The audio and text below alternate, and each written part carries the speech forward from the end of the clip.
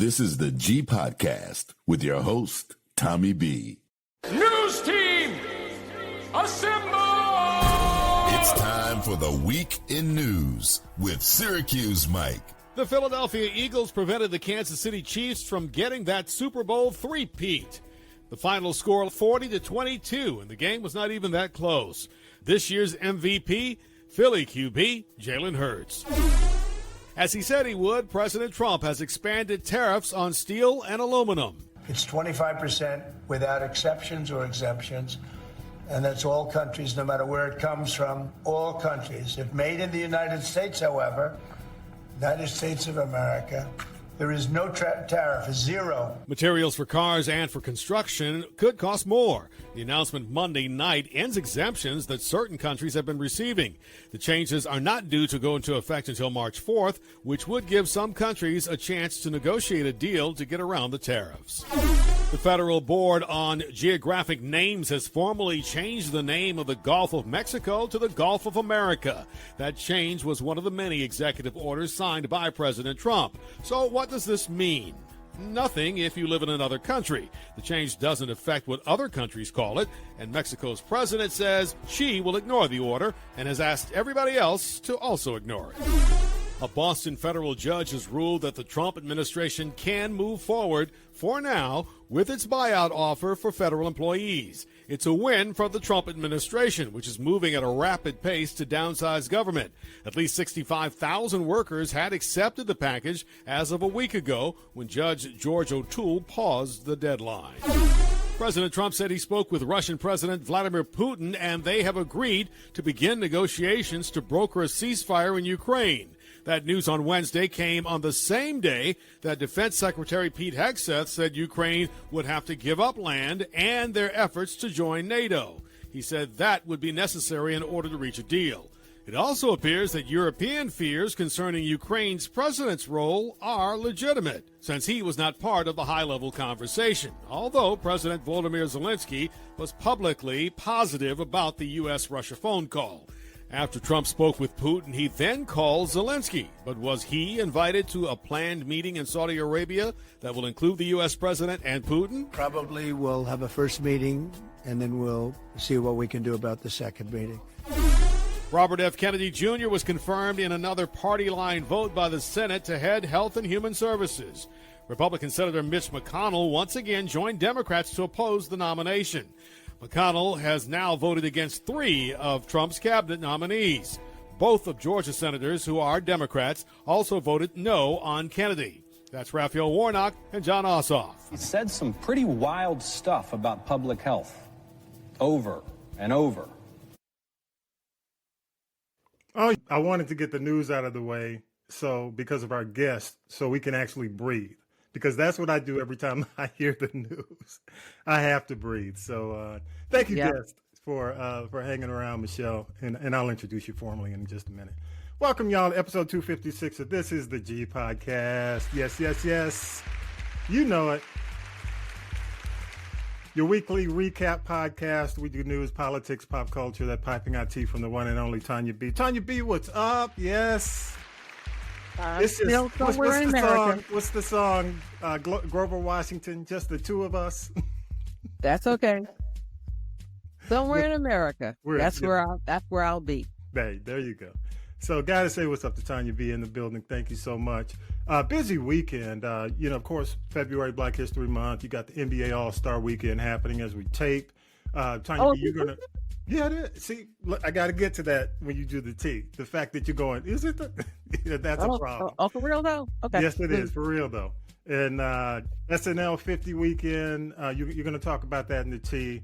Yeah. And they're going to cap it, I guess, at the end of it with the 3-hour special that's happening on the 16th. You'll talk about that as well. And of course, it's Valentine's weekend. Shout out to the fellas who did it right. And you'll get to our guest. You can see her background. Somebody did it right. Yeah, not in my house. No, but hey, I do want to let you guys know that if you have Spotify, follow us at This Is the G Podcast, and you can view the show because in a lot of cases we have things that are visual. As a matter of fact, today's kind of visual, And you can also listen to the show. If you follow us on Spotify, you can comment, and you can also participate in a poll. And as a matter of fact, we do. Let me take a look at this still there. Yes, it is. We have a poll on episode 255 about Kendrick Lamar's performance. And Michelle from Yoga MOXI was asking us about what we thought about it. And I guess you'll get to that a little bit in the tea as well. So shout out again to Tanya B. Shout out again. Vi's out this week. We witnessed Vi, and yeah, he could not go on. The show could not go on today. It wasn't good. It wasn't good. It was a good night. Apparently so. Yeah, apparently. Not in my house. There you go. Talib, what's up, man? Shout out to Talib. He couldn't make it today. But got to shout out a friend of the podcast, Michelle from Yoga MOXI. Michelle, what's going on? Sitting there so quiet and peaceful. I'm just listening, just taking it all in. It's all good. Glad to Michelle be back. Appeared in an official, like unofficially, as a contestant.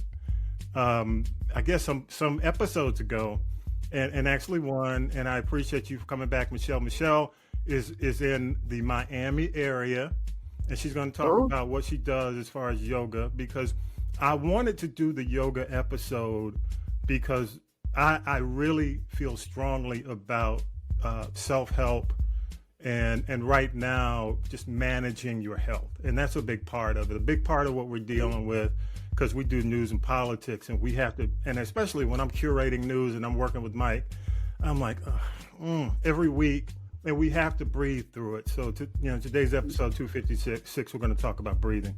And now she's officially on, and I'm glad that you're here. And let me say before we get started, I'm a big fan of yoga, and don't laugh at this, especially you, Tanya B. When back in the day, I was doing some weight loss, and it was a big weight loss for me because I was getting into running, and I used the Wii Fit, and I had a balance board. And if you remember, for those of you out there who remember the Wii Fit, I still got one in the box. Hey, you know what? I may buy that from you, because the balance board and the game itself in Wii Sports was phenomenal. I mean, that's what got me into yoga. All the stances, it measured your how well you were centered, your balance. And now I don't have that anymore. Everything's evolved to the, I guess the Twitch, whatever. I don't know. I'm out of the demo. Stuff out there. Yeah, it's out there. But I will say that I am doing Apple Fitness. I have the Apple Fitness app, and It has yoga as well. It doesn't have, you don't have the balance, because I thought the balance board was perfect. So you can't really weigh measure your balance and all that. But I still do yoga from a standpoint of using that my Apple Fitness. So I'm a big fan of yoga, Michelle. Michelle, share your background, with people and how you became passionate with yoga. Okay. Well, thank you. I'm so glad to be back on again and get to meet Tanya in person. Yay.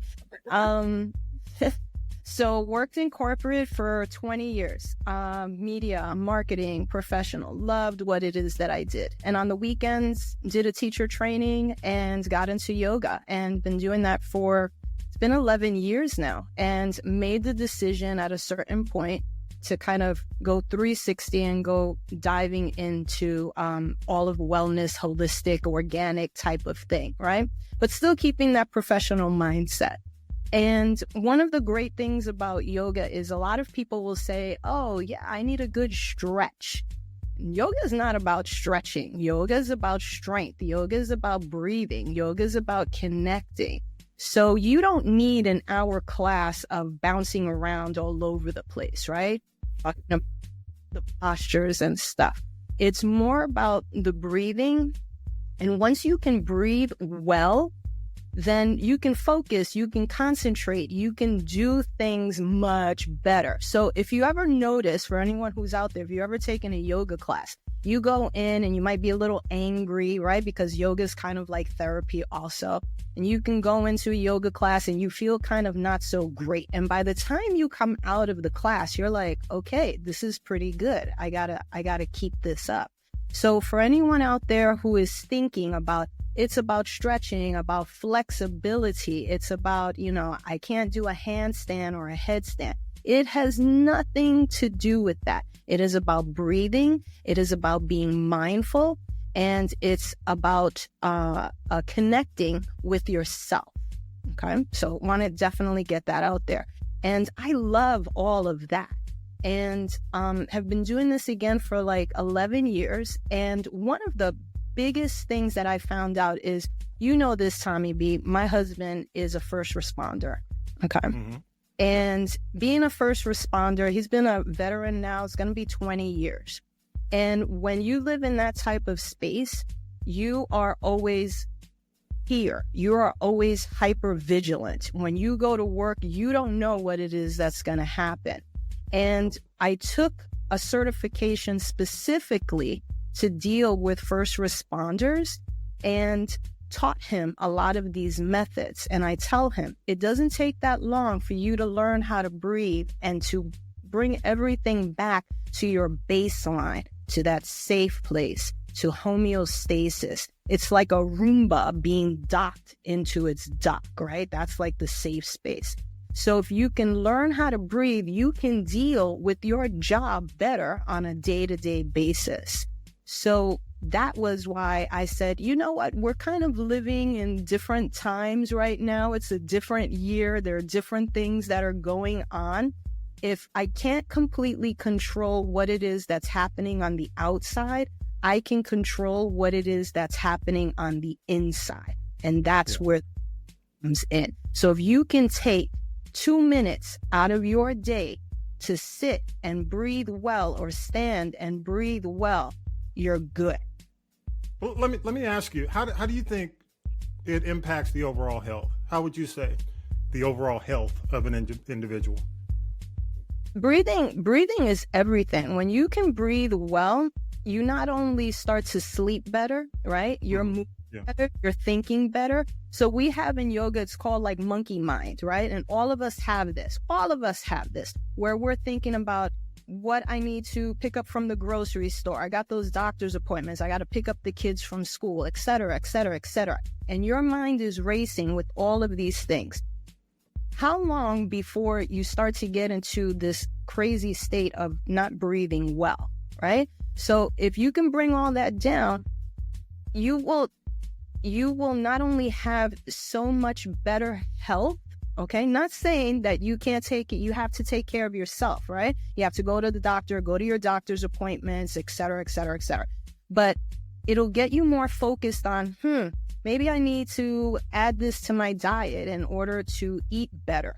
If I'm breathing well before I go to sleep, maybe I'm sleeping better. If I'm moving around in a yoga class or even for 10 minutes, then that's going to put me to sleep better too. It does wonderful things once you get into the groove. And the groove is not like, just so your audience knows, this is not, you have to do something 7 days a week for an hour and be fully committed. It's not like that. You breathe, you mindfully move, you're good. You're really good. And you'll know how to tap into that. You know, people have, and I've heard the term fight or flight, and rest and digest, the state. Can you explain that to our audience, what that means? Absolutely. So when we are in that state of hypervigilance where you're thinking about 10 different things at once, that's called your sympathetic nervous system. Okay.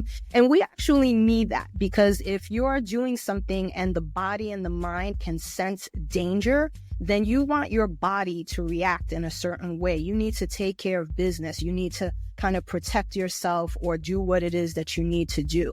So your brain actually takes a shortcut in order to get to that fight, flight, or freeze, all right? So that's your sympathetic nervous system. That's when we're all up here in our heads, okay? Then if you start breathing, and studies have shown this, there's so much science behind this. If you start to breathe even for a couple of minutes, now your brain is not taking that shortcut anymore. It taps into your parasympathetic nervous system, which is your rest and digest. So you can process things well. You can focus on things well. And it is a much better state to be in, because If you live with that sympathetic for long enough, okay, in the case of, say, first responders, that's where you get PTSD from. That's where you get unhealthy habits from. That's where you can, even for first responders, you can start getting into unhealthy habits in terms of addictions, right? That's a great space for that. But if you can tap into the parasympathetic, the rest and digest, you're in a good spot, much better spot. And you talked about the environment too. But go ahead, Tanya B. Go ahead. You got a question. No, just while you were talking, I timed myself. I just sat there and I did breathing for 2 minutes. And I don't know if it's just what I'm thinking, what I'm wanting, but it's like even my chest feels lighter. And I'm thinking, you can, can you do breathing in increments and can it still benefit you? Like when you're in traffic or at a traffic light or, if you're on a lunch break. No, I mean, because how, I know how I've been on the Miami, what is that? I used to live on Biscayne, right across from the American Airlines Arena. So you know what that traffic gets like on Biscayne. And it's even worse when it rains and it floods.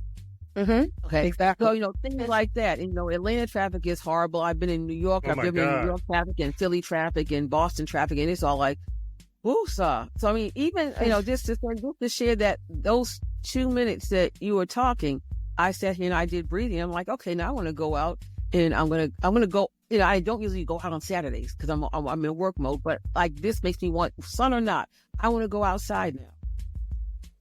Yeah. Exactly. No, you can absolutely do it in your car. If you're especially at one of those lights that's like 4 minutes long, or it's going to be a long light, you can take that time. You can take that time before you head out of the house, right? Maybe you're having your first cup of coffee in the morning, or you're doing something before you head on out the house. Do it then. Before you go to sleep, do your breathing again so that you can breathe better. So we actually have, and thank you for mentioning that, Tanya.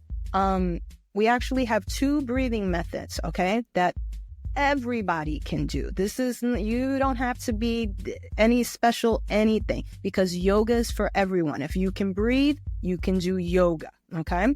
So the first exercise is called... Hey, you want me to give you some music? You need some background? No, you can if it's super okay, low. let me set the mood. I'm gonna give you a little bit. I want to breathe again. No, Tony Braxton, but okay. No, it's coming up. Go ahead. You Okay. go. You roll. So the first method is called box breathing. Okay. So when you do your box breathing, when you're breathing, I want you to imagine in your mind that you are creating a box. Okay. So you inhale, you're going to count up to the number 4. You're going to pause for 4. You're going to exhale down for 4. And then you're going to close the box, pausing for 4. Okay, so you're making a complete square. Every single count is for 4. Okay, so if you're willing, Tanya, it sounds like you're already on your way with the breathing. We're just going to add on the box breathing. Yeah. I am. Okay, yeah. So first thing, you be. Let me mute myself. I want you to mute yourself. I want you to soften your gaze, okay, which means, and I'm going to watch, I'm paying attention, making sure nothing's going wrong. First thing I want you to do is soften your gaze. That just means make your eyes heavy, okay? So you're just connecting in, okay? So you can still peek out a little bit, but I want you to soften your gaze. You got it? Tommy B? Let's go. Soften the gaze, okay? Good. Then you're just breathing naturally. You're inhaling and exhaling through the nose. If you tip to the side, Tommy B, I will make sure that you get back up again. So just breathing naturally in and out through the nose. Good. Okay. Now, on inhalation, we're going to start the box. You're going to breathe up and count to yourself to the number 4. That's the first side of the box. Okay. And then you're going to pause for 4. So you're holding. On your exhale, you're going to exhale down to 4. And the final part of the box, you're going to hold and pause for 4. Okay. So we'll do it again. Take a deep breath in, count up to number 4.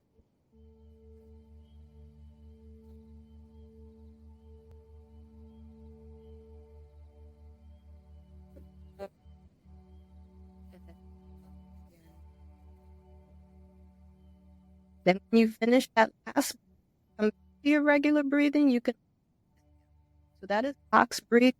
You can make it for any count. You want to do, every side is 5. Fantastic.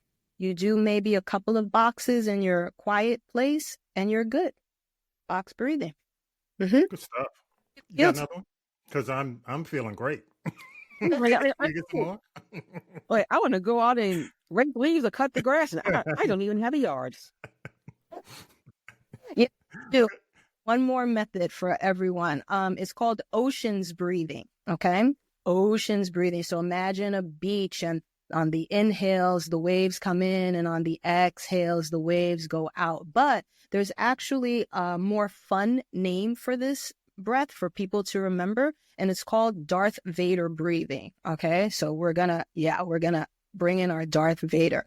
So this one, we do it from the belly. Okay, so this is a deep inhale coming from the belly. Okay, and then the exhale is gonna come out through the mouth. However, your mouth is gonna be closed. Okay, so here goes. You're gonna take a deep breath in through the nose. And on the exhale, you're going to make an H sound, like a sigh. And to give you an example, imagine you have a pair of sunglasses or glasses, and you're cleaning your glasses, okay? That's the H sound through the mouth, okay? But your lips will be closed. So you're breathing in through the nose. And then making that H sound. So imagine Darth Vader. Inhale through the nose. Mouth is closed. H sound. One more time. Inhale through the nose. Exhale. H sound. Mouth closed.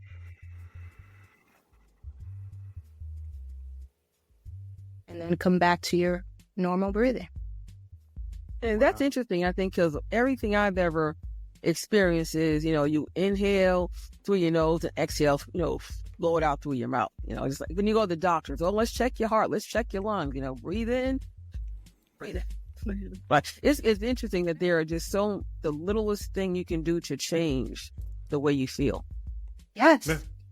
Yes. And I think, like you said, when we get, into these situations where we have anxiety, like I just anything, you go through a hurricane, a tornado, a tree falls on your house. I was in 9/11, and sometimes you just get so anxious, you actually can forget to breathe.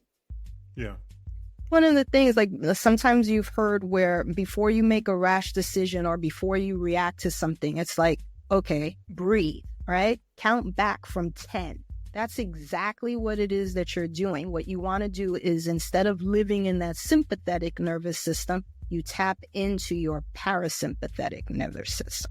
So yes, absolutely positive. And there are plenty of breathing methods. Oh my gosh, people have written books on breathing methods. But again, to tap into that overall wellness, to sleep better, to focus better, to just control things a little bit more on what's going on in your body, and to live a healthier life, breathing. That's key. So true. So true. Good stuff. Y'all give it up for Michele. Yes. Man, my shoulders feel better. MOXI.com. Michele, how can people contact you? I mean, people want more info. They want to, follow you. How can they connect? YogaMoxi.com is the website, but it's actually a mobile app. There are breathing methods on it that we just did. So you can read about it and carry it around with you, so you can tap anytime. It's a free mobile app. And we put it together for yoga teachers and yoga students. So you don't have to know that much about anything to kind of get access and use those resources. And on Facebook, Yoga Moxi, Instagram, Yoga Moxi. And if anyone still needs to reach me, they can go to yogamoxibiz, B-I-Z, @gmail.com. Happy to answer questions and hopefully provide some resources for people. And that's yogamoxibiz @gmail.com.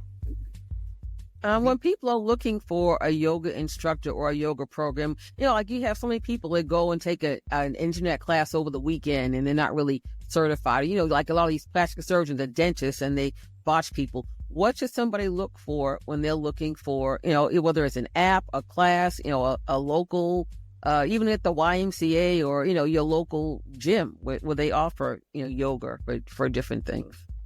Totally love that. So yeah, you want to look for a teacher that's definitely certified. But some teachers aren't, and they choose not to be, and that's okay. They've been teaching for a long time though. If you're just starting out for the first time, I say take a gentle yoga class, take a restorative yoga class, because your movements are going to be slower. You're going to be guided a whole lot more. You're not jumping around. It's not heated. You can always move into those yoga classes, right? But you want to give your body a break and know that whatever yoga class you go into, it's breathing first, and then all the postures come second. That's secondary. It's not an Olympic sport. It's not anything like that. You want to move with your body and be super mindful. So start from the beginning and then work your way up. Good stuff. One more question before we go to break. What do you think is the hardest yoga pose? And I know you said it's not supposed to be as physical, but I remember doing yoga. What was the one with that's the tree leg pose. up? Yeah, Yes. that's tree pose. That was tough. So here's the thing too. When you go into a yoga class, right? I like personally progressions, right? Yeah. So yeah. Students, something that's going to make them super successful so that they feel good, but they still get the benefits of what it is that they're learning without tapping into that sympathetic nervous system where they get into flight, fight, or freeze, right? Because that happens. Sometimes you go into a yoga class, right? And you're expecting one thing, and the teacher's all excited, and they're like, we're going to do headstands today. We're going to do handstands today. And half of the like, no. They're going to the Not back. me. They're reading doing something completely different. So I got an emergency phone call. I'll be right back. let me done, right? So instead of doing that, offer something that everyone is okay with, like the prep. Okay, I'm going to give you the prep. So in order to get into a headstand or a handstand, you have to have a really strong downward facing dog. Okay. Downward facing. That's the most famous pose. The most famous. In downward facing dog, okay, then you're building from there into your headstand and into your handstand. If that doesn't feel good, then why are you bothering? But in terms of hard pose, man, Tommy B, there's so many out there. And some don't go by a yoga teacher that can do the hardest pose like a scorpion, right? Where you're touching your feet, right? Or a handstand. Go with someone that is speaking to you and that is showing you how to do things safely, right? That you're breathing, that you're moving well, and that really wants you to be successful. Everything else will come. I'd rather have a student who is strong and is engaging themselves mindfully than, and I've seen it before, someone who comes to my class and they're doing headstands and everyone else isn't doing headstands. And it's like, what are we doing? Like, it's okay. It's not an Olympics. Not yet. Good. Could be, but not yet. Not yet. Good stuff. Hey, we're going to go to break. And again, thank you, Michele, yogamoxi.com. Excellent information. Hopefully, we'll get you back on here to hang with us, keep us up to date with what's going on. Definitely. But you can definitely support her at yogamoxi.com and all the other socials as well at yogamoxi. Thank you so much, Michele. Thank you. Appreciate you. Tanya. Yeah, so I'll keep breathing. I don't need to breathe until 2029, 26, 29, whatever. Yeah. Don't hold your breath. Y'all. Let's go. No. Let's go ahead and take a break. Thank you again, Michele, and we'll come back with the tea. Here we go.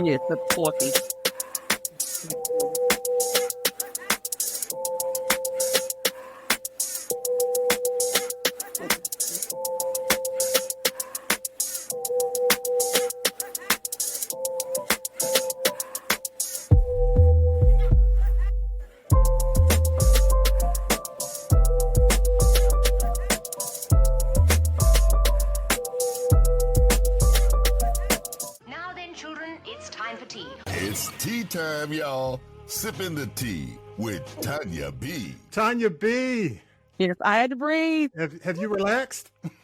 Dude, Jesus, I don't know. Thank you again, Michelle. Let me clear my throat. YogaMoxi.com, and I'll definitely have that on our notes this week. But definitely you can follow Michelle at YogaMoxi and also YogaMoxi.com. What you got, Tanya B? Okay, let's do a Super Bowl recap. Now, this just in. Drake says after the Super Bowl performance, his feud with Kendrick Lamar is over. So says he. Wait, did it ever really begin? But it's like, okay, because, it needs to be over because you definitely were on the losing end, Aubrey. Yeah. He's glad it's over, but, You may want to go back to Degrassi Junior High, but anyway. You know what? It's funny because Millennial Nick, who produces the show and does stuff, he sent me the clip of when he got shot on Degrassi. Wheelchair. I don't mean For to those laugh. who know Degrassi, and he was in a wheelchair in Degrassi because he got shot in school. But that's another story. Go ahead. Back in the day, if they called you looking like you came from Degrassi Junior High, that was a diss back then. Yes. The Canadians. I know, right? What you got? Geez, okay. So I'll just give you I'll use some just one word terms. Kendrick, Samuel L. Jackson, Serena, the Crip Walk, Lettucey, Trombone Shorty, John Batiste, and the jury is still out on his rendition. Some people liked it, some didn't. The ads, the best, I believe, was Nike for women.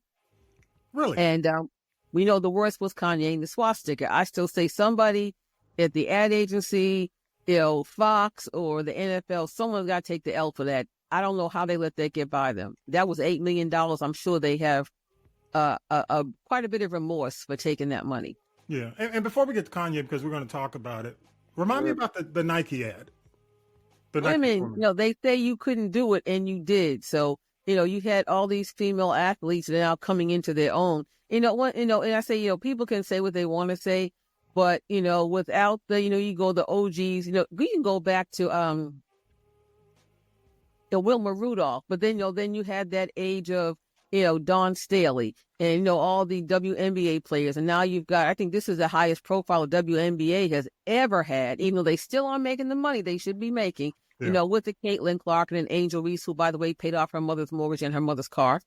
And some of the other players, and it's more than just the two of them too. There are a lot of other powerful women in that league, and I want to say shout out to someone that I'm working to get on this show was Leah Wilcox. She's the vice president of the NBA. A lot of people don't even know about her. Yeah, I'm the Super Bowl ads just aren't what they used to be. They aren't. Whereas I applaud an ad like you just mentioned, but in terms of just funny, they're just not as funny as they used to be.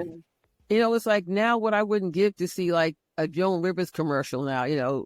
Just somebody to just kind of break the ice. I think people were just so overly conscious about being politically correct and, DEI. And I think they went overboard, and that took some of the entertainment value out of the commercials. Yeah, I do think, and this was the one that caught my attention, where I said, "Hey, that's that's unique, that's entertaining."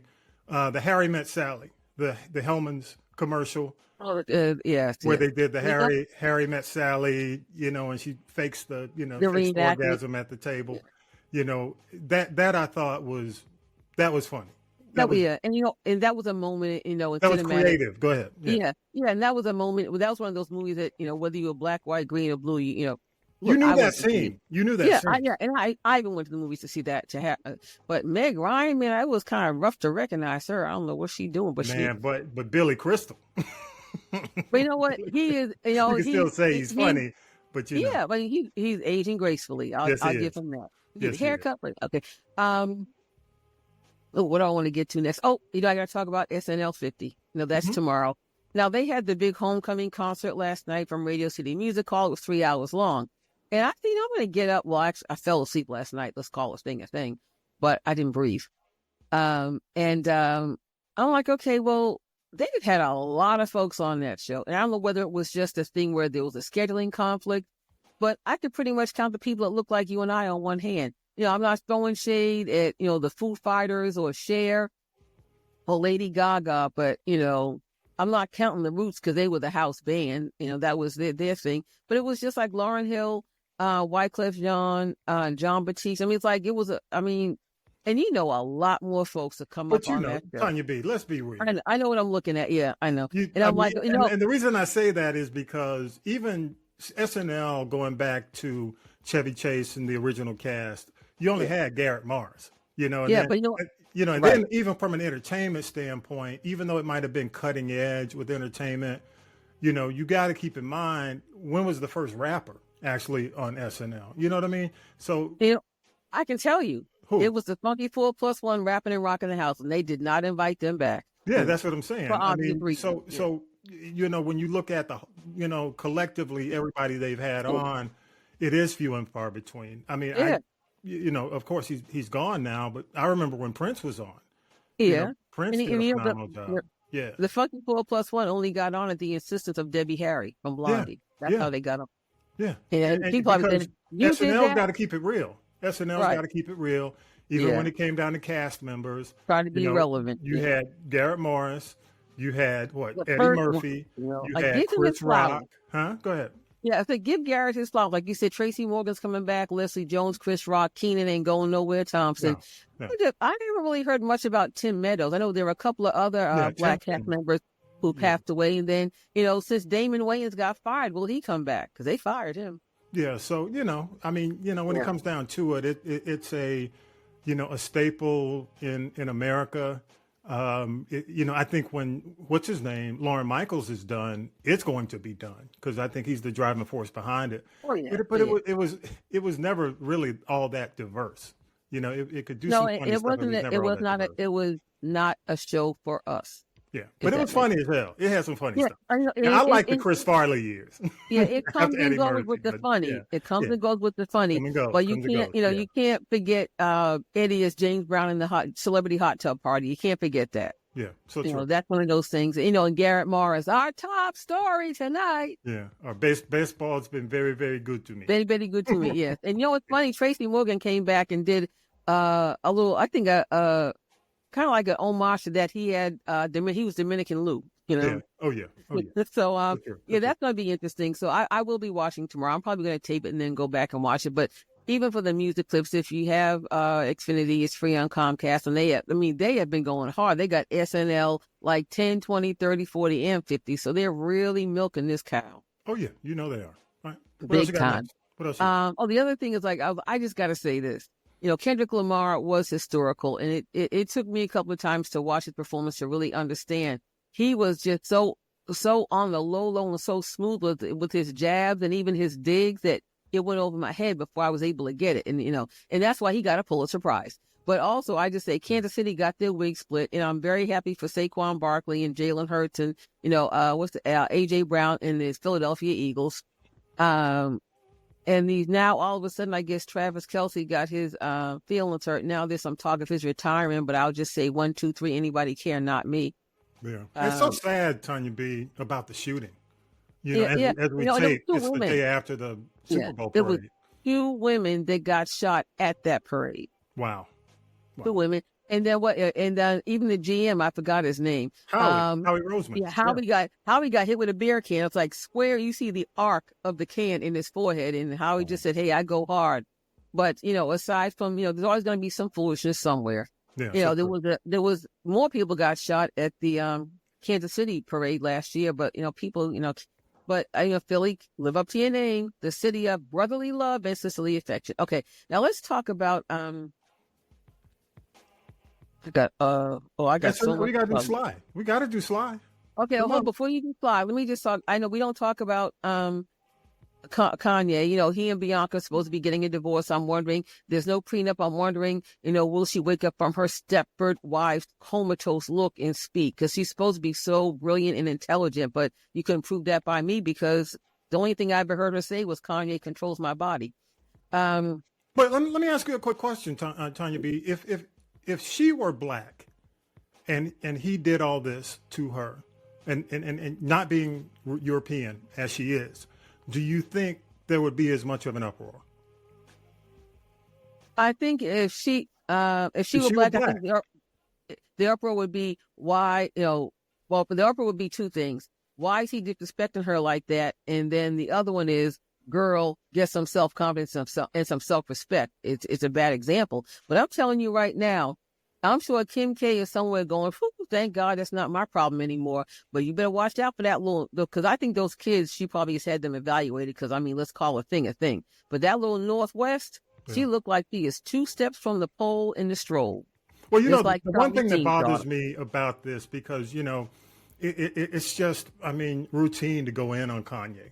You know, it's routine right now. But let me say this, and I'll throw it back to you.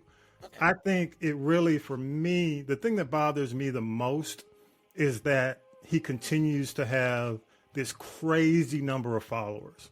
You know what I mean? And the other thing is, as he continues to do what he does, they continue to follow him, and they continue to stand up for him, especially in social media, and support him. And you know what? I'm not here to cancel people. You know, I'm not into that. You make a decision based on whether or not it impacts you personally, individually, and then you make the decision. But it's just amazing that he continues to have millions and millions of followers, and the followers are interested in doing and supporting all that he does. I think that's the scary part. The scary part about Kanye is, you know, Kanye is Kanye, and that I'm not normalizing it, but his influence is really what you have to be afraid of. And I'll go back to you. I just want to say that. That's like 45, 47. You know, you know, it's like people like that. It's almost like a cult. You know, they really gravitate to and engage with the weak of mind. And he knows he can say everything, and they're going to support him.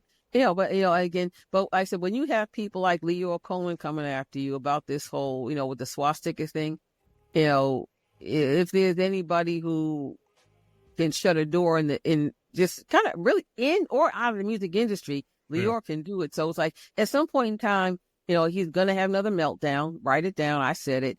And, you know, he's going to tangle with the wrong person, and it's not going to be nice. It's kind of like Tanya B. He already has. Well, I mean, multiple wrong people. He hasn't gotten that one. Who's the one? And I'm saying, where's the ACLU? Where's the Anti-Defamation League? You know, but you know what? Let me say this, Tanya B. And this is what I intended to say. The ADL came out strong this week. They really did. And you know what? They came out strong with another statement about him. And people got online and said, look, we appreciate you coming out the way you did this week, but why didn't you have that same energy a few weeks ago at the inauguration when it came down to Elon? And they were saying, you know, instead of giving him a pass for an awkward gesture, you know, which I don't know, maybe if somebody out there knows whether or not he did it, I don't even think Elon came out to address what he did. I don't even think he came out and said, hey, it was awkward. He's never made a statement. I just want to say that because it is not to normalize what Kanye did at all. But if you're a civil rights organization, you got to be even-handed, you know, and that goes for the NAACP, that goes for the SCLC, that goes for the ACLU. You got to be even. You got to be even-handed. Wrong is wrong, period. And if you make a decision to go after one, you got to make a decision to at least go after one or educate. And I just think the ADL looks. They fell short. And I think people think when they have money, they can do anything. And I think Elon, Kanye, and 45, 47, who doesn't have as much money, people think he does. You know, they think that, you know, they get a pass. And, you know, imagine if someone, because I've seen politicians on lower levels, like in states and in counties, that did what Elon did, and they lost their jobs. Yeah. You know, you can apologize all day long, but when the receipts are there, the damage is done. So, you know, it just looked awkward to me, Tanya B, on the real, because they did come out with the statement. They did come out with a statement this week, and I think everybody expected the statement. But as hard as they go against Kanye, which is warranted, which is easily warranted, because let me tell you, can I tell you this? I saw the commercial. I'm sitting there in real time, and I'm like, what the F is this? You know, so I go to my phone, I bring it up, and all these T-shirts are there, right? You got all these T-shirts at, I'm not even going to say the website, not warranted on the podcast. Exactly. But then the next day, I go back because I see the article, and there's only that one shirt there. And you know what that one shirt was?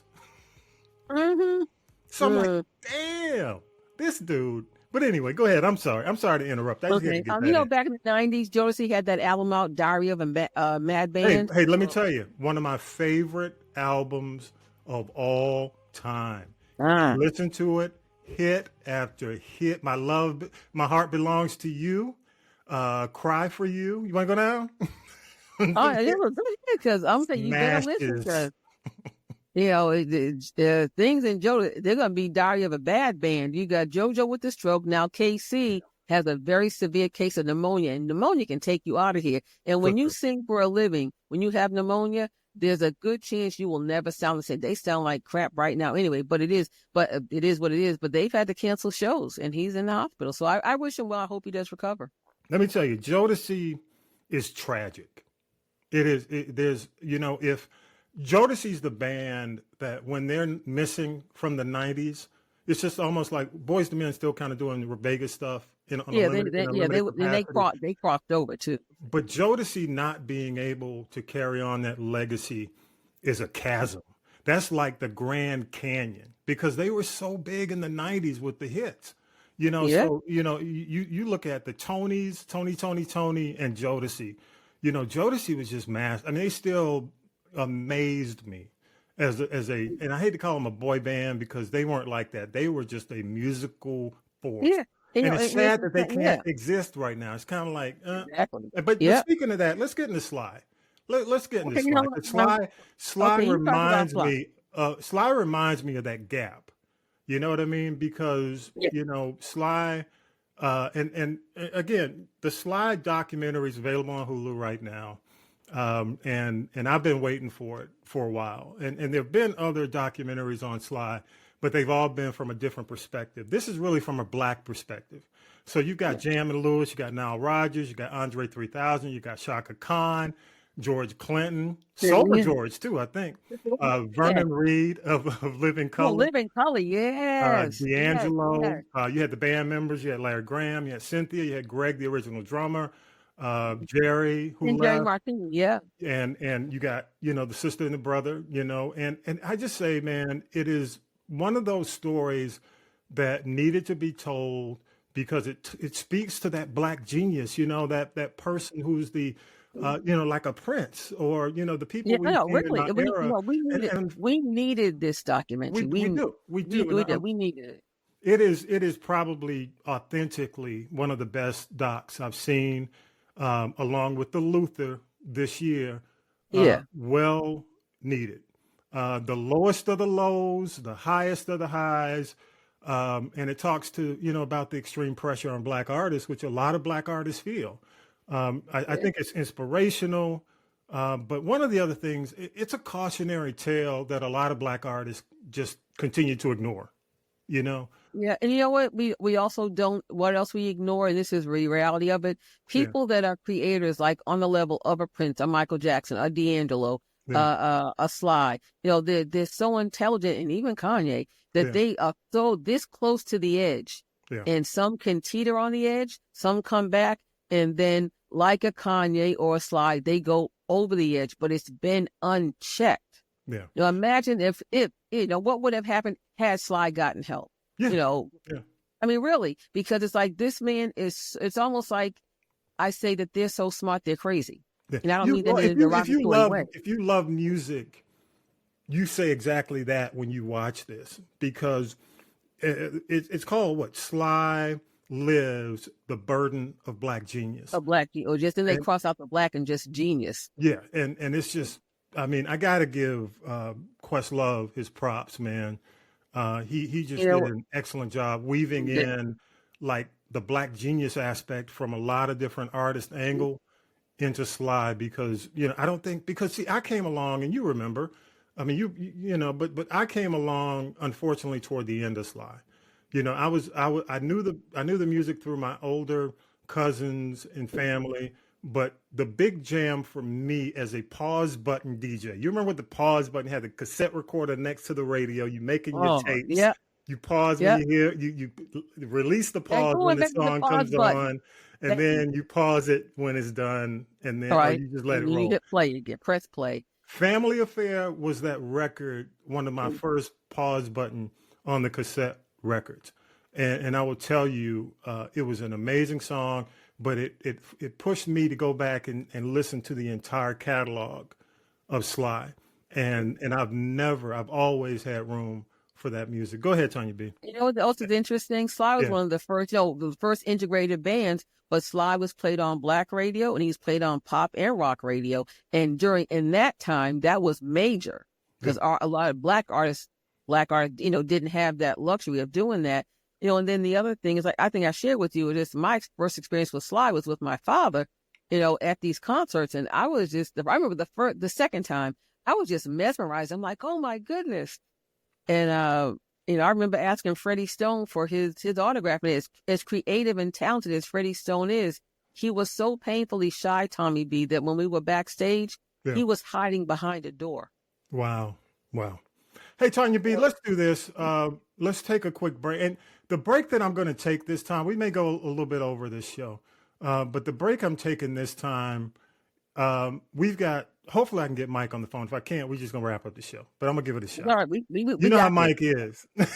Myke is calling tomorrow at 12 o'clock. But no, I just got to track him down.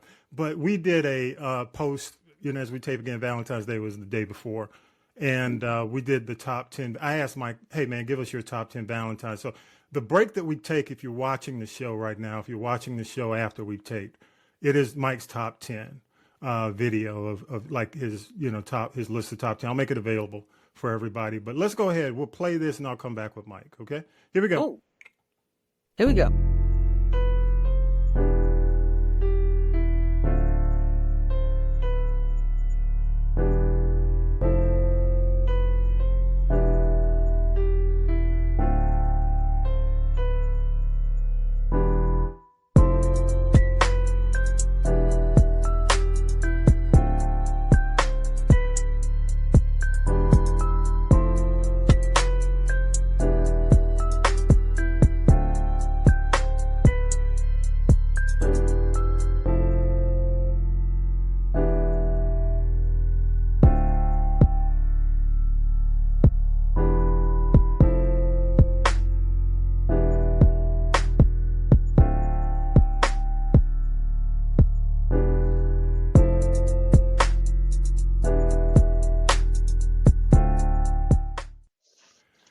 Hey, y'all. I've been trying to get this guy on the podcast for 20 years. It's been about 20. It's kind of like trying to get Sly on, They're trying to get Sly to show up. Okay. Oh my God! Don't compare him to Sly. No. But let me tell you this, y'all. If you love slow jam radio format, he is, to me, he's on the Mount Rushmore of slow jam radio host to me. Boy, listen to him. I got to do it, man. He ruled in DC. Tanya B, come on. Yeah, I know. I have receipts. But the thing is, these young boys out here who think they're doing something need to take notes from MJ. Yes, they do. Yes, they do. Boy, y'all need to No, man. I got to say it. I was in Dallas for 7 years. Yeah. And we had a radio station in Dallas. We went through a couple of slow jam hosts in our night mood show. And let me tell you, when this guy came to the city, he took the city. You know what I'm saying? It was not like they knew the music. They be calling them asking, hey, where's Myke? I don't care about the music. Wait, no, not where's Myke. Where Myke at? That's it. There you go. But Tanya B, you know him well. The one and only Myke Julius. Let me give it up for this brother, man. Boy, you all are I'm just thinking, either too kind or drunk. No. Or it's too early in the afternoon for y'all. Not really, but maybe not T-Bird, but for Thomas for sure. Let me say this, y'all. It's Valentine's weekend. I did hit Myke up, and Myke and I talk a lot. We talk all the time. Yeah. But he, I asked him, hey, Myke, come up with a list. Hey, what are your 10 favorite songs, man? And he came up with a phenomenal list. I played the video if you're watching the show right now that features the songs, but I want to go through the list. Woman of Color, and any order, basically, but Woman of Color, Gary Taylor with Will Downing and Scotty Scott. That's the remix. I'd Give Anything, Gerald Levert, Whip Appeal, Babyface, Here I Go Again, Smokey and the Miracles, Never Felt Like This, Brian McKnight. I definitely remember that being played in Dallas. Other Side of the World, Luther, Anyone Who Had a Heart, Luther, Fire and Desire, Rick and Tina, and at your number one slot, but you said you can move these around, Stevie Wonder, man, You and I. You know, Myke, how did you narrow, considering like all your experience and exposure, how did you narrow it to these 10? How'd you do that? Well, it's like the old axiom. People may not remember what you said, but they'll always remember how you made them feel. These are songs that elicited a feeling from you. It wasn't just, let's just stand in blue lights in the basement slow jam. When I listened to You and I by Stevie, I heard God has put us together. That's the part that stood out to me. Yeah. Regardless of what I knew about Stevie. Yeah. but still. Put it all aside, yes. That part. Fire. What'd you say, Tanya? No, go ahead. I just said that part. Yeah. Yeah. Fire and Desire, Rick and Tina. Now, when you talk about memorable intros to a song, that song has 2 hits on the drum, a snare and a tom-tom. Bop, boom, boom. 3 hits. And it's as recognizable as Just My Imagination with the Temptations in terms of intro and musicality. So when I look at music, I look at not being all deep and scientific about it, but Nikola Tesla said, if you want to understand the universe, you look at energy, frequency, and vibration. Well, the frequency is the radio station or the platform that you're on. The energy is what comes from the vibe that you put out, hence the name of my show, Love Vibration. That's the vibe. So Luther, I could have picked 4 or 5 songs from Luther. Gerald Levert, Babyface, I could have picked 4 or 5 songs from either one of them. You know, either one of them. The honorable mentions are too long to list, but Smokey and the Miracles, ooh, baby, baby, that was the beginning of it. Really, really for Motown and Smokey. I mean, Bad Girl and etc. But again, I listen to songs as to how they make me feel, even up tempo.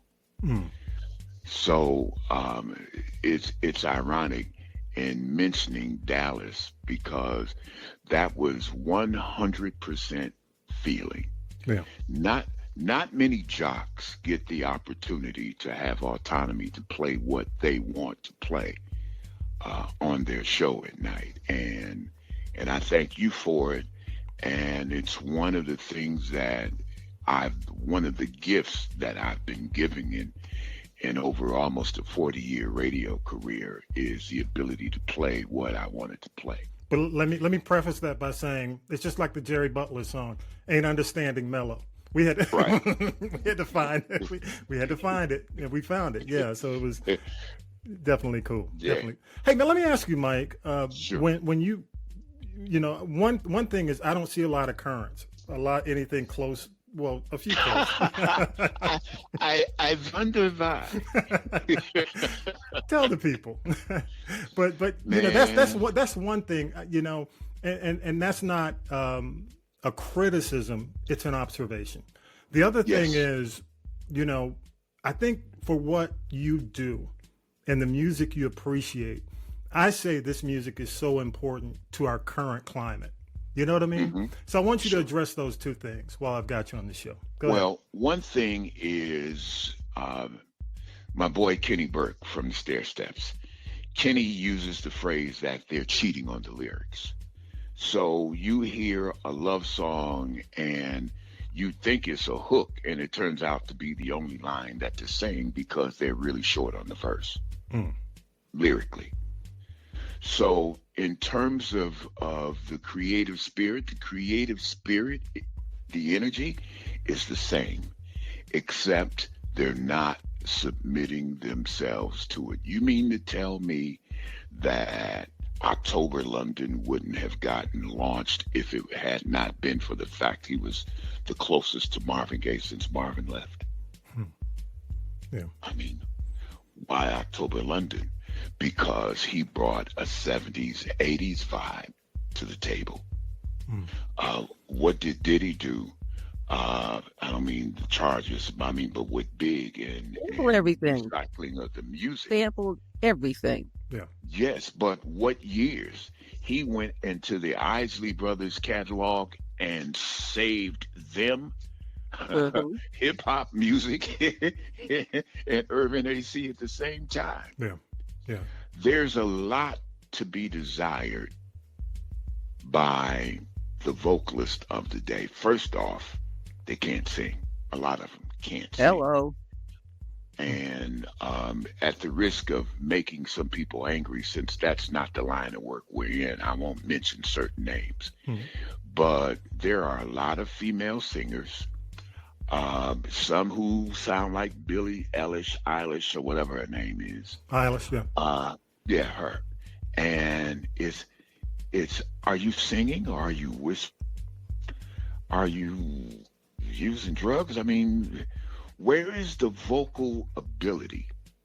That's why Luther will be timeless. That's why Ronnie Isley will be timeless. Any number of talents will be timeless, not just because of the lyrical content of the song, but the very approach to the music. Let me give you a hint, for example, or an example. Ronnie Isley. How many times have you listened to Ronnie Isley lead a song, or his brother O'Kelly Isley? Because many times people thought it was Ronnie Isley leading and it was O'Kelly, not Ronnie. But many times you're listening to the ghost of Sam Cooke. When you listen to the textural approach that Ronnie Isley puts to some of the songs, you're really listening to Sam Cooke. Wow. You know?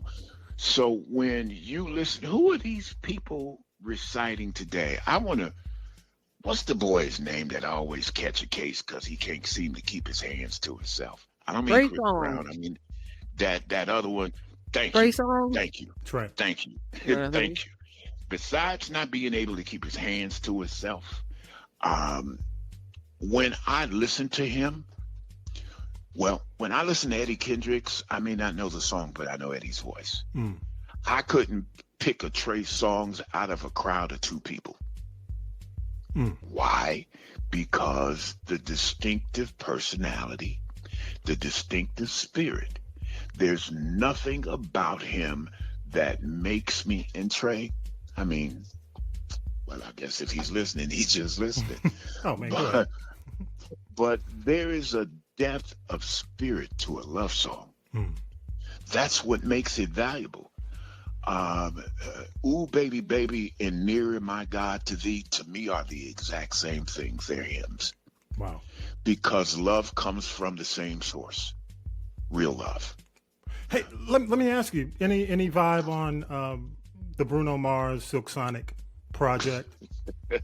I'm just putting it out there because a lot of folks feel the nostalgia. Now, to me, Myke, and you and I may have had the conversation.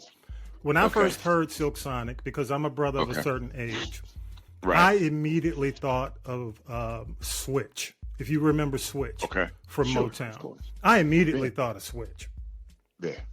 But go ahead. Well, first off, when you say Bruno Mars, let's scratch the surface and go deeper to my boy Brody Brown from 1500 or Nothing. Brody Brown is really responsible for Bruno Mars. Brody Brown is the bass player for 1500 or Nothing. And I would encourage all of you, especially what do you call it? Musical files or music files? The aficionados or that'll do. Audio files, yeah. Audio files. Look up 1500 or Nothing. The only group of producers they are behind is Pharrell and the Neptunes. they're ahead of the pack and everyone else. Aside from the fact that my nephew is CEO. Wow. They are responsible for Bruno Mars' Flavor. Now, not taking his talent away, because that's a talented brother. But, you know, when you look at Bruno Mars, you see a little bit of Michael, you see a little bit of this one, you see a little bit of that one. And I mean, we all do that. Yeah. You know, we all do that. Yeah. But Anderson .Paak. What a combination, dog. All I have to do is look at his hairstyle and can tell what's coming out of him. Yeah, so true. Tanya, but you got any questions for Myke, man? You got anything? I'm like, the 80s call Anderson .Paak, they want their wig back. I mean, the 70s, I'm sorry. No, Girl. Ike Turner called. Wait a minute. Tyler Perry's show's called, and they want their wig please, back. yes. Oh, Jesus. Mary and Josephine. Oops. But you know what? Okay. Like I said, Myke, when I heard them and I heard Leave the Door Open, because I was a huge Switch fan. And I know, Jermaine bought them to Gordy. Yes. And that was kind of Jermaine's group, man, back in the 80s. Yeah. And I to this day, regardless of how much hoodlum lifestyle they led in the background, just probably one of the most talented groups that Switch. Switch, yes. Okay. Unfortunately, why you call them hoodlums, eh? Because they come on, man. No, well, Switch, it wasn't Switch. It was the bars. You're talking about. I was about to say. You was talking about the bars. But still, Tommy and Bobby. Come on now. Right. Come on. It wasn't the other guys, because James Ingram's brother was in it. But he didn't do that. Go ahead. I called the Bards. I call them the Kennedys of the music industry. It's like they have all this talent and intelligence, and it's like they made a deal with the devil, and they have been cursed. Yeah. Woo. Anyway, and you gotta love how talented they were. It was very off the chart. It was horrifying. All those people. You can be the genius, okay, but your genius creates an atomic bomb that wipes out a whole city. Yeah. So, are you a genius or a mass murderer? And that's interesting that we're having the conversation, because we talked about that. The Sly Stone, Black Genius. I mean, and Myke, I know you haven't had a chance to see it yet, but I think you'll appreciate it, because everything you're saying is right. I'm gonna leave it at that. So I have a few of my favorite slow jams I'd like to throw into the mix for just a second here. Okay. And these are songs that when you, like you said, Myke talked about, like Fire and Desire. You hear I can name that tune in 3 notes. For me, it's, you got to throw some Delphonics, Philly Soul up in there, because you got to say William Hart wrote some of the greatest, most sampled songs ever. Yeah. La La means I love you. Didn't I blow your mind this time? Come on. The Emotions called them Shoulders. Their nickname for the Delphonics was Shoulders, because the way they did the choreography, they always had everything. I know shoulders went up and down. Yeah. But I got to give him 5 on it for that. Also, for me, the OJ Stairway to Heaven. Oh, and then I think of these songs that for me that like make the hair stand up on my arms. It's like, ooh, and for me, it's 2 songs that people may not have heard of, because one was an album cut. Don't Stop This Feeling by GQ, and Dedicated to the One I Love by the Temprees, and I am done. You can have my lunch money if you put that on. Hey, let me throw. I'm gonna throw my one in. I would only add Voyage to Atlantis, because it's just a vibe. Between that and the other Isleys was Let Me Down Easy, which Yes. Yeah. The intro on Voyage to Atlantis with Ernie Isley on that crying guitar is reminiscent. It's amazing. It came out before Prince does, but it's reminiscent of Prince's work. Yeah, so true. So that was, I think, little Jimi Hendrix with him being in the band, which was interesting, because he just went so far left. But we talk about these songs that are timeless classic songs, and just like you were saying, Myke, with Fire and Desire, Voice to Atlantis, and for me, when you hear the intro of Didn't I Blow Your Mind This Time? You know it. So, you know, Oh, yeah. and that Yeah, kind yeah. of music Yeah. not being made anymore. The only time you hear that is when they all take it and they sample it. And I think it's because it's not that they can't sing. The lack of creativity really isn't there. I think they're being souped up to be something that they just aren't. Yeah, so true. Yes. You know, because they're not writing the music. You know, when you think about it, except for Jam and Lewis and Babyface in L.A., who else could fill the shoes partially of Gamble and Huff? Anybody out there today doing it like them? Nobody. That Philly soul, man. That Philadelphia International is just. Yeah. Dang. Yeah. Hey, Myke, I just got to say Yes. thank you, man. The very few people I would go over my Tanya B knows. I don't go over my hour for few, man, but I definitely. It was worth it. You know, I got to put him. He's on my Mount Rushmore of Quiet Storm talent, man. You know. Let me throw this out before you hit dump. I mentioned Kenny Burke earlier, and I'm doing this not because he and Tanya are friends now, but this brother redid Ooh Child. And when I tell you 98, literally, no embellishment, 98% of the people who hear Kenny Burke's version of Ooh Child breaks down in tears. Wow. It's a spiritual experience, more so than just the true meat and potatoes of Ooh Child. Things are going to get easier. Really comes to the forefront in the texture of it. There are a lot of other things I could say, but this is music that you want to be looking out for. Because one thing, Thomas, that I wanted to say before I go really is I ask baby boomers, where do you go to get new music? And most of them go to the Abba store. They have no idea. You know. So if there's anything that we can do,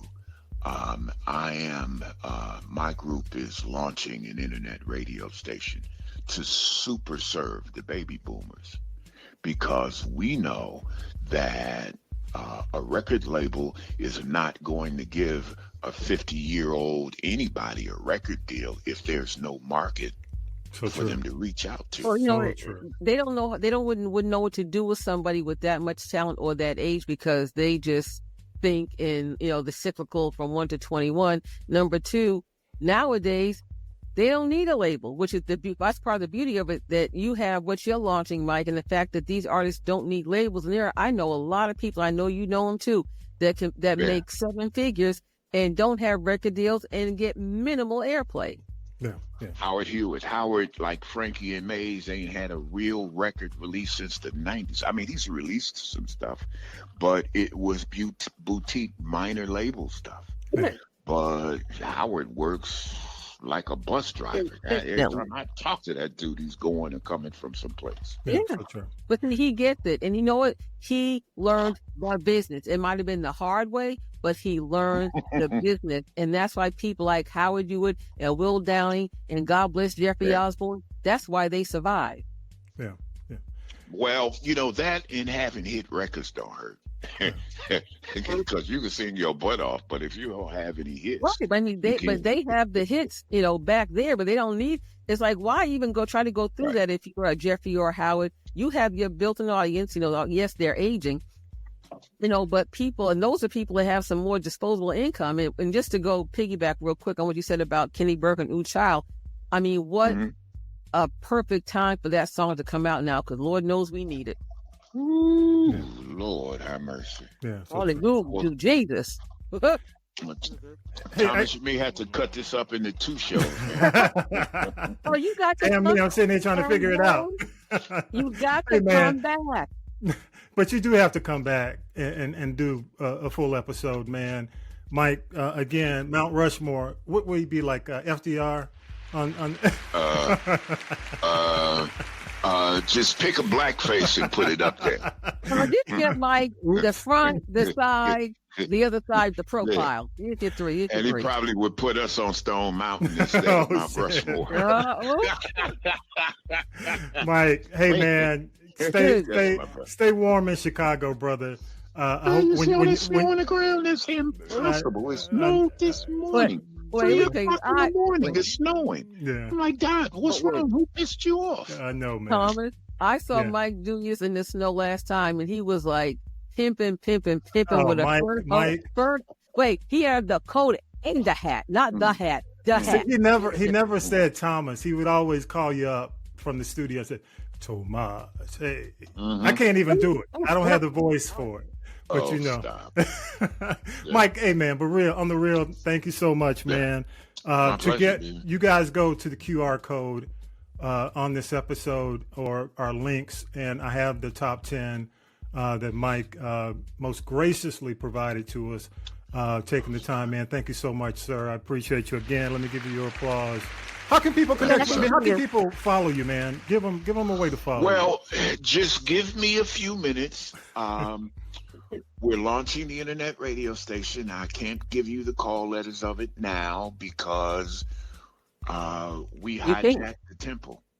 Oh no, we can, but we hijacked the temple and they went to sleep on this, and so we got it. All right. And in the launch of it, it is. I played some of the music for one person, and she said it was hypnotic. I am a true disciple of press play and walk away. You know what, Myke? I'm sorry. You just said something, and we talk about this. You know when we used to have the no skip albums? I guarantee you, I haven't heard it, but I know how you roll. You will have one of those shows that people will not get up and move. They won't go, let me go over here and come back. You will have the no skip radio show. Trust me. Yeah. There's a singer whose name I won't mention, but the hint is he's incredibly monotone, and when he sings, he sounds like this. Oh, baby, baby. Oh, baby, make it last forever. Exactly. The gospel according to the book of Michael, I am on that earth. Good stuff. All right, there you go. Enough said. Plenty. Thomas, edit that out. Let me give you an applause so I can have an edit point. There you go. Myke, thank you so much, man. Hey, man, I appreciate you all both. And I will be in touch with you, and definitely, man, keep in touch. For sure. Let us know what's going on with that. For sure. Come see us real soon. All right. Thank you, sir. Leave the snow. Right, Thank you. Take care. All right. Yeah, Myke Julius, everyone. Let me tell you. Yeah, I'll give it up. There you go. Myke and I, man, I tell you, when we first started working together, it was like, if you've ever seen Private Parts with Stern, it was like, I was pig vomit. And oh God. No, not pig vomit. But we developed that, that relationship to where, he earned his trust. And I will tell you, again, I put him on Mount Rushmore, man, because he understands his audience. He delivers, not always in a traditional way, but in terms of how he brings people together. And again, I mean, he used the key word. It's emotional. It's spiritual. The way he does what he does. And then there are very few people who can do what he does. That's very true. And he needs to get his flowers. And like I said, that's the thread in the fabric of our culture that we cannot. We need to make sure we just keep doing the in out push out and keep the fabric going. Yeah, it's it's legacy for us. Yeah, so true. All right, y'all, let's go ahead. It's time to wrap it up. This is the G Podcast. Tanya B, what you got? I know you're off next week. You're doing something special. Tell the people. I'm hosting a Black History Honors program. But that is for the National Black Radio Hall of Fame. But I am going to receive a proclamation from Mayor Andre Dickens of Atlanta for my more than 30 years in the music and entertainment industry. So I guess I got to clean up and put a suit on. Yes, good stuff. And definitely make sure we get the proclamation so we can post it. I will. And I tell Vi he can reclaim he can have all my time. Hey, Howard. All right, y'all. So make sure y'all scan the QR code if you're watching. Definitely the QR code is also on our logo. all our links are there, social media links, and also in terms of leaving us a voice message. You can always do that. The link is in there as well. I promise to play back the best. Support the podcast. 25 for 2025 is still happening. You can go on, not asking for the monthly, just give it to us once a year. Boom. Use the QR code and hit the link. Also, just to let you guys know, because I don't think people are aware that we are a Spotify podcast. So go on, if you have Spotify, look for This Is the G Podcast. Don't go on there, The G Podcast. Go on there at This Is the G Podcast. Follow us on Spotify. You can, of course, Spotify has the video version and the audio version. So you choose, but you can also go on. We have certain polls, and we'll have a poll on this one as well. But you can actually, on episode 255, we ask about Kendrick Lamar's performance. Now you can grade it, A through F, and actually go on there and grade episode 255. Any final shout outs? I know you acknowledge my DMV people, my Boston Beantown homies. I want to say a shout out to what's his name? Troy in Ames, Iowa. I don't know how he found us, but hey, and of course, our OG from day one, KW. Yes. Thank you so much, brother. We appreciate you. All the folks who check us out and have been with us for a long time. And got it again, Talib, thank you so much. Vi, feel better, man. Feel better. And again, we appreciate everybody who supports the show and keeps us doing what we do. This is what we love. Yeah. So I don't do long extended versions. But it was good to get Myke on this week, and it was definitely good to have Michelle. Michelle, Yoga Moxie, thank you so much for doing what you do, and she's a big supporter of the show as well. So appreciate y'all. You had something else? One more thing? No, just the next week you'll be doing the tea, so I'll be tuning in after the fact. I'm gonna bring it. I'll let you know. I know you'll do a good job. I know you'll hold it down. I'm gonna try to hold it down. I'm gonna bring it. You will. All right, y'all, with that, thank you so much again, Tanya B. With that, episode 256 is in the can. Y'all have a great week, y'all. Peace and power to the people. Have a good week. Get the power. Yes. You've been listening to This Is the G Podcast. And This Is the G Podcast is a production of the Castropolis Podcast Network. Thanks for listening.